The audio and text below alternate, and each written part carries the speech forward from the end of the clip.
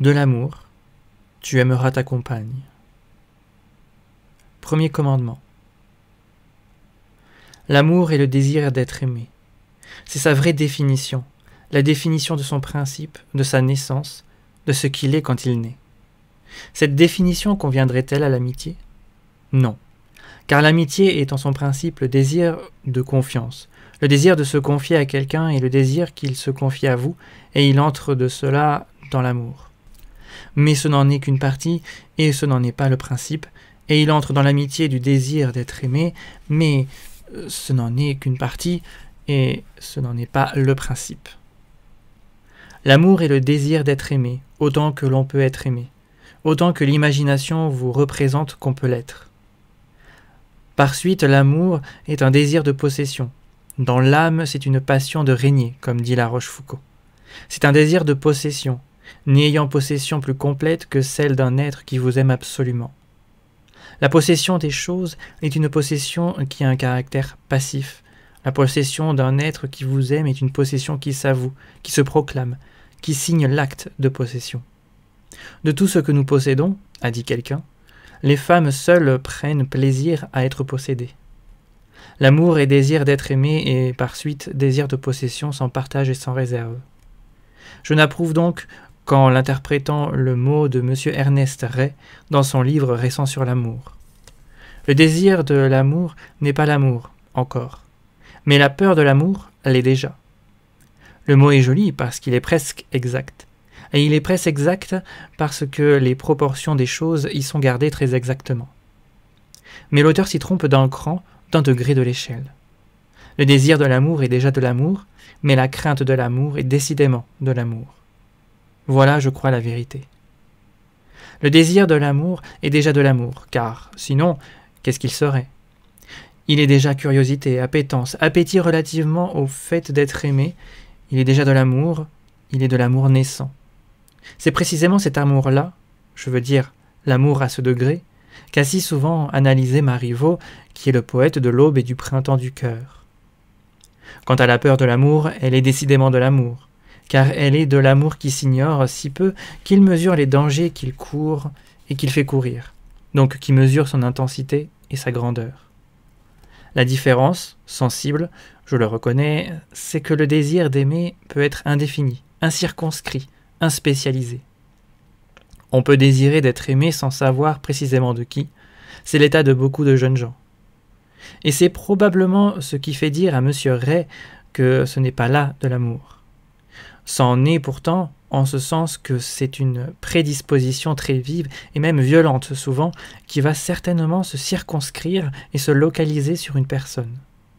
La peur de l'amour ne peut guère, elle, exister que circonscrite et localisée sur une personne. Mais d'une part, elle peut, elle-même, être incirconscrite, et c'est l'état d'assez nombreux jeunes gens encore. Et d'autre part, localisée, elle est précisément en raison du désir même. On a peur d'aimer en mesurant le danger à la profondeur du désir, de sorte qu'il est démontré que le désir était bien là, de l'amour, en étant précisément le point de départ. Le désir de l'amour et la crainte de l'amour sont de l'amour. Le désir de l'amour en est le commencement et le principe. La crainte de l'amour est l'amour déjà formé et adulte et dont on a pleine conscience. La peur d'aimer se joint au désir d'aimer même quand il est vague, plus souvent quand il est précis, et sert à mesurer combien ce désir est vif. Elle le fait reculer et hésiter, mais le plus souvent, en le faisant hésiter et reculer, elle l'avive et le précipite. Et je maintiens ma formule. L'amour est désir d'être aimé et par suite désir de possession sans partage et sans réserve. Mais le désir d'être aimé fait qu'on aime. Comme il s'agit d'un être et non d'une chose, on aime cet être pour en être aimé. On l'aime, c'est-à-dire qu'on le souhaite heureux, qu'on le souhaite en santé, en prospérité, en joie, en beauté, tel enfin qu'on désire qu'il soit pour que l'amour qu'on rêve qu'il aura pour vous soit une possession merveilleuse. Mais n'intervertissez-vous pas les termes, et n'est-ce point par l'amour que l'on commence et par le désir d'être aimé que l'on continue? Je ne crois pas, car à souhaiter même assez vivement qu'un être soit heureux, sent-on qu'on aime, sent-on qu'on voudrait posséder? Non point. On sent de la sympathie, de l'inclination, quelquefois même de l'admiration et rien de plus. On souhaite qu'un grand artiste que nous admirons soit heureux, en santé, en prospérité, et l'on sent très bien que l'on n'a pour lui que de l'admiration. L'affection non accompagnée du désir d'être aimé est de la sympathie. Sympathie qui peut être une passion puisque c'est ce qu'on peut éprouver pour une sœur, pour un fils ou une fille. Mais ce n'est pas là de l'amour. Mais je dis de plus. L'affection non accompagnée du désir d'être aimé et qui n'est pas née de ce désir n'est que de la sympathie et n'est pas de l'amour. En effet, cette sympathie qui n'est pas née du désir d'être aimé, quelque vive qu'elle soit, quelque ardente, vous laisse calme, vous laisse sans trouble et sans inquiétude. Sauf à l'égard de la santé et du bonheur de celui qui en est l'objet, vous laisse maître de vous. Vous sentez que votre être, que le fond de votre être, que le tout de votre être n'est point engagé. Qu'est-ce à dire que l'affection qui n'est pas née du désir d'être aimé est une passion, sans doute, mais n'est pas un besoin, et que l'affection qui vient du désir d'être aimé naît du besoin d'être aimé, et un besoin comme celui de respirer l'air et par conséquent remplit et aussi entraîne tout l'être.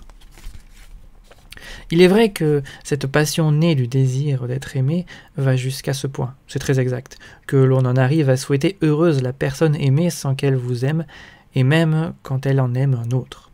Ah oui, bien, mais d'abord, on en arrive là, et ce n'est pas tout. N'est-il pas vrai? Par cela qu'on commence. Et ensuite, ce désir que la personne que l'on aime et qui ne vous aime pas soit heureuse est mêlé d'un désespoir, c'est-à-dire d'un manque qui montre bien que la passion que l'on éprouve, quelque sincère qu'elle soit, ne va plus vers son objet, retombe sur soi, se dévore et ne se remplit pas. Or, elle se remplirait si l'amour consistait à aimer, et enfin ce désir que la personne que l'on aime et qui ne vous aime pas soit heureuse est toujours mêlé d'une secrète espérance qu'elle se conserve pour vous aimer un jour. Donc l'amour est bien le désir d'être aimé, et seulement il devient le désir ardent du bonheur d'un autre. Donc, La Rochefoucauld a tort et raison dans son mot du reste sublime. Le plaisir de l'amour est d'aimer. Il a tort s'il croit que c'est là tout d'abord le plaisir de l'amour. Et il a raison s'il croit qu'à un certain moment de son évolution, l'amour a pour plaisir lui-même.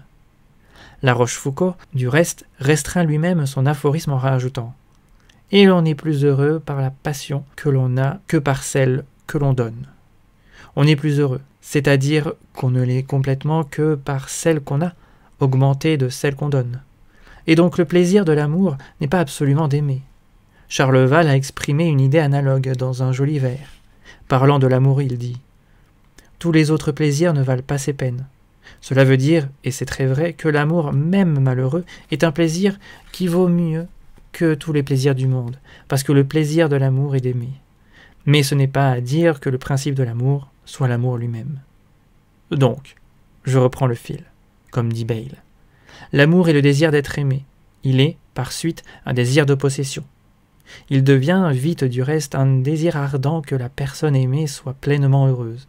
Il devient par suite un dévouement à la personne aimée pour qu'elle soit heureuse, un souci et un soin constant de lui assurer le bonheur. Par conséquent, il devient un désir d'être possédé.